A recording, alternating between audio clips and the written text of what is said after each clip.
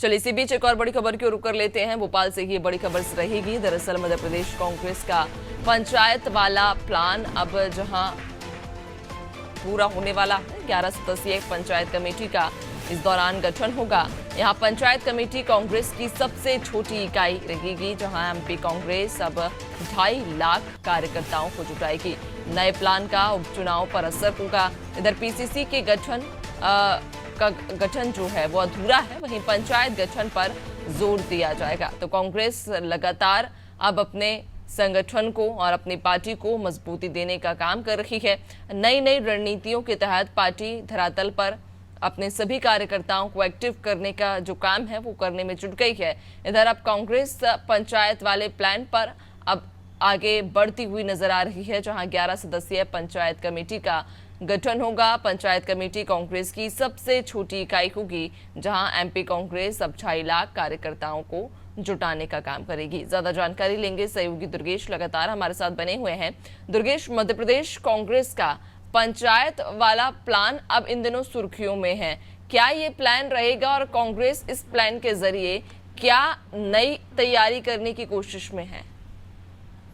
देखिए नैन्सी, लगातार चुनावी हार और दल बदल से जो कमजोर हुई कांग्रेस है, अब अपने संगठन में जमीनी स्तर पर बड़ा बदलाव करने जा रही है। अभी तक कांग्रेस की सबसे छोटी और अहम इकाई ब्लॉक कांग्रेस कमेटी होती थी, लेकिन अब कांग्रेस इसके एक कदम नीचे उतरते हुए पंचायत कांग्रेस कमेटी का गठन करने जा रही है और ग्राम पंचायत स्तर पर 11 सदस्यों की एक कमेटी बनेगी, जिसका प्रमुख ग्राम पंचायत कांग्रेस कमेटी का अध्यक्ष होगा। अध्यक्ष के साथ ही इस कमेटी में उपाध्यक्ष, सचिव, सह सचिव और सदस्यों की एक टीम होगी। लोकसभा चुनाव में मिली हार के बाद से ही पीसीसी और एआईसीसी स्तर पर हुए तमाम जो चिंतन मंथन है, उसके बाद कांग्रेस को कैडर बेस्ड संगठन बनाने पर मंथन हो रहे थे और इन मंथन के बाद एआईसीसी ने मध्य प्रदेश में संगठन में सुधार के लिए पंचायत कांग्रेस कमेटी के गठन को मंजूरी दे दी है।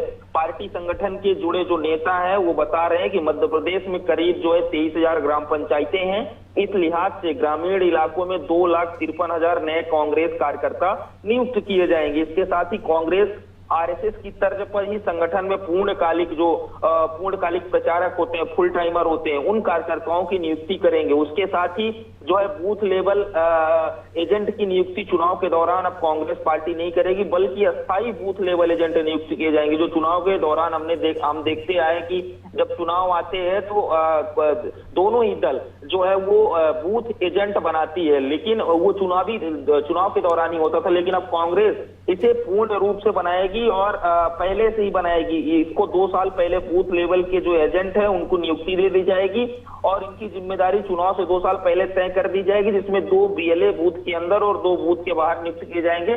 तो नैन्सी, कह सकते हैं कि कांग्रेस पार्टी लगातार चिंतन मंथन करने के बाद इस निष्कर्ष पर पहुंची है कि जमीनी धरातल पर उतरने की जरूरत है और जमीन से जुड़ने की जरूरत है। और यही वजह है कि कांग्रेस पार्टी लगातार बैठकें कर रही है और बैठकों के बाद अब लगातार नए प्रयोग करने जा रही है कि वो बीजेपी के तर्ज पर ही, आरएसएस के तर्ज पर ही जो है कैडर बेस्ड संगठन बनाएगी और पूर्णकालिक प्रचारक भी बनाएगी। और उसके साथ ही ये अब ग्राम पंचायत कमेटी तक कांग्रेस का पहुंचने का ये फार्मूला तैयार हो गया, जिसको एआईसीसी से मंजूरी मिल गई है। इसकी शुरुआत 15 अगस्त के बाद से हो जाएगी। नैन्सी, बिल्कुल, कांग्रेस लगातार अपने संगठन को और पार्टी को मजबूती देने का काम तो कर रही है। नई नई रणनीतियां अपना कर देखने वाली बात होगी कि कांग्रेस का ये प्रयास आखिर कितना सफल हो पाता है। बहुत शुक्रिया आपका, बने रहिएगा और भी अपडेट्स लेंगे आपसे।